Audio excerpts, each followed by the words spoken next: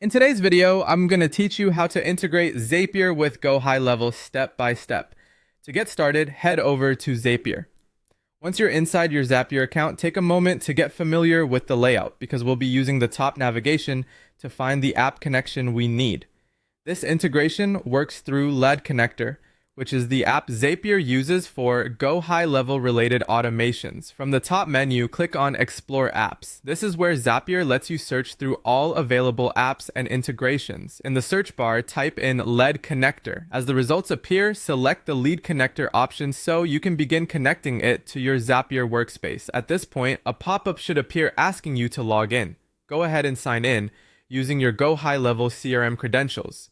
Make sure you're entering the correct account information for the workspace you actually want to connect, especially if you manage multiple accounts. Once that's done, click Connect Lead Connector. This authorizes Zapier to access the Gohighlevel data needed for your automation. After the connection is complete, you'll move into the Zap Setup area. Here you'll need to select the event you want Zapier to watch for. In the app field, choose Lead Connector if it isn't already selected. Then open the event dropdown and choose the specific event you want to use.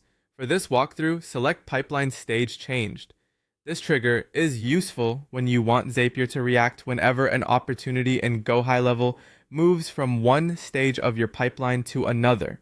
It's a common setup for automating follow-ups, alerts, internal notifications, or downstream actions in other apps. Once you've selected that event, continue through the prompts and test the trigger.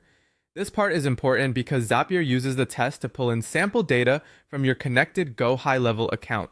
That sample data is what helps power the next part of your automation, since it gives Zapier real fields to work with when you build the following action steps.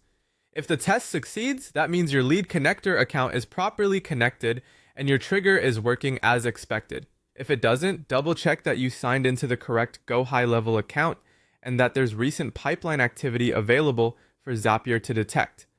Having fresh data in your CRM often helps the test return a sample more easily. And that's it! You've now connected Zapier with Gohighlevel through LED Connector and set up the pipeline stage change trigger, which gives you a solid starting point for building powerful automations.